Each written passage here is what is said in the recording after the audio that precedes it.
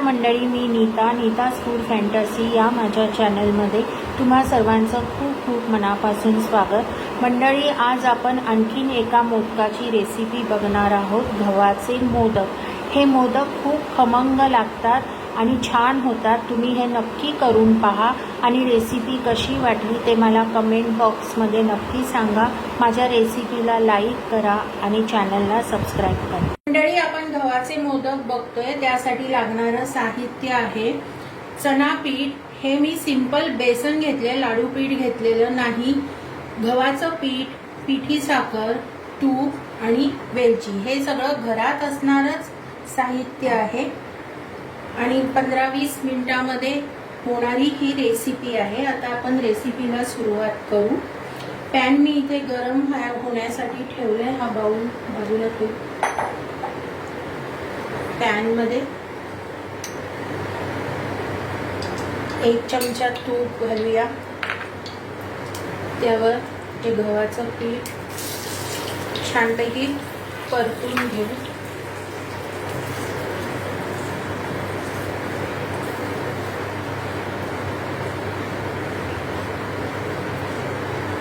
जळू द्यायचं नाहीये पीठ।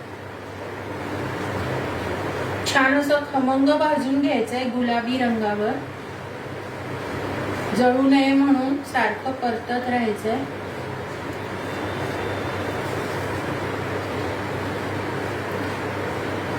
मंडळी, हे मोदक खूप छान होतात, अगदी खमंग लागतात।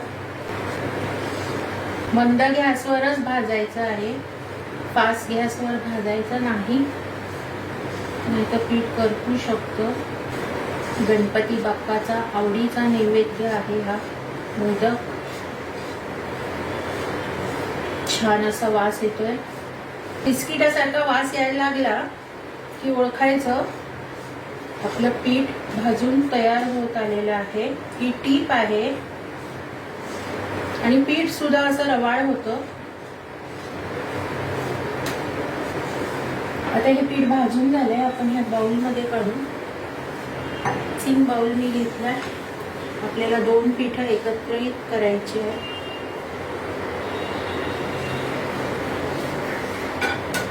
आता आपण बेसन पीठ भाजून घेऊ। 2 चमचे तूप आणि हे बेसन।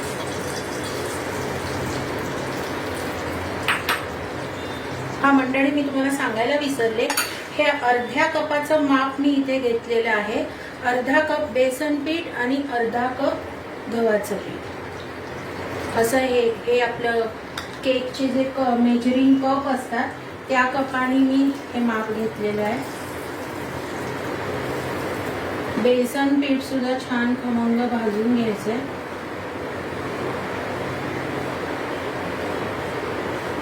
बेसन पीठ सुद्धा खमंग भाजून घ्यायचंय गुलाबी रंगावर, आपण लाडूसाठी भाजतो तसं। हे पीठ होत आलेलं आहे, पिठाचा खमंग वास सुटलाय। पीठ छान भाजून घ्यायचं, कच्चं ठेवायचं नाही, नाहीतर असा कच्चा असा वास मारतो।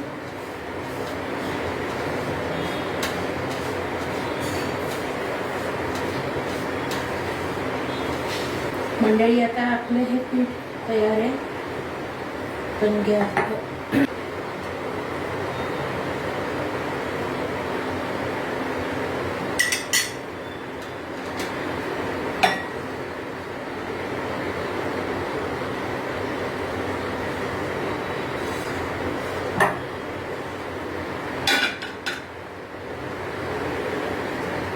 आता हे मिक्स करूया।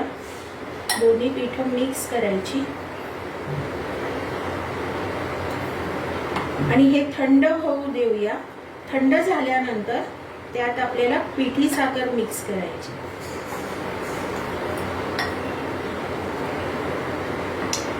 तर आता हे थंड व्हायची वाट बघूया।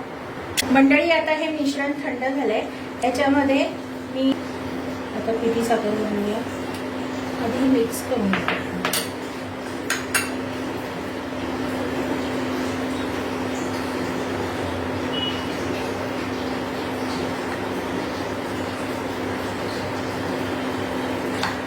इथे एक टीप आहे, मी भाजताना तूप कमी टाकलंय.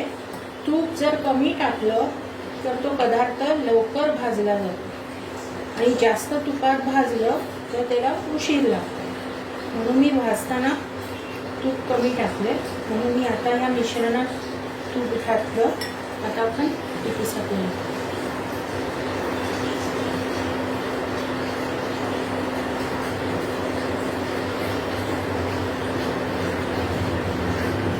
आता मी हातानेच मिक्स करून घेते.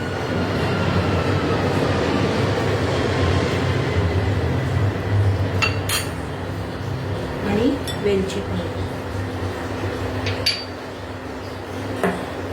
7-8 वेलचीची मी पावडर केली आहे आणि 8-9 चमचे मी पिठी साखर घातली आहे.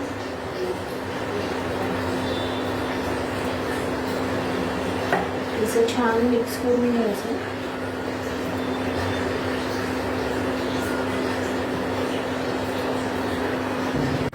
मंडळी, आता आपण मोदक करून घेऊ.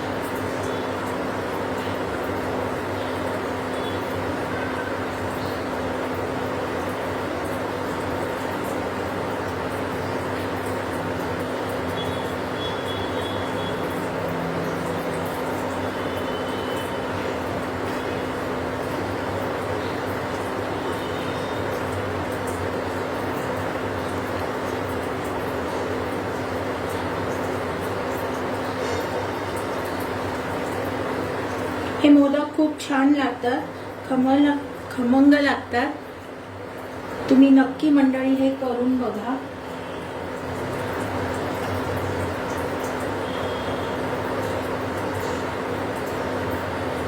मंडळी, माझ्या चॅनलला अजून सबस्क्राईब केलं नसेल तर जरूर सबस्क्राईब करा. माझ्या सगळ्या रेसिपींना लाईक करा.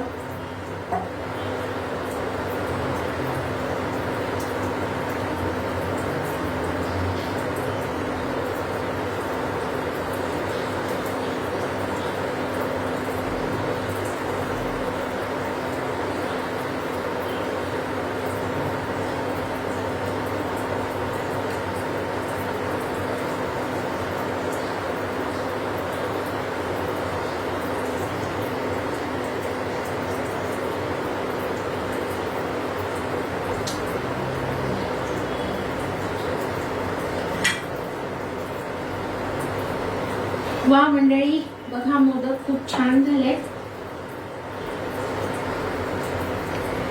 कसे वाटले ते तुम्ही करून बघा आणि मला तुमची प्रतिक्रिया नक्की कळवा. रेसिपीला लाईक करा.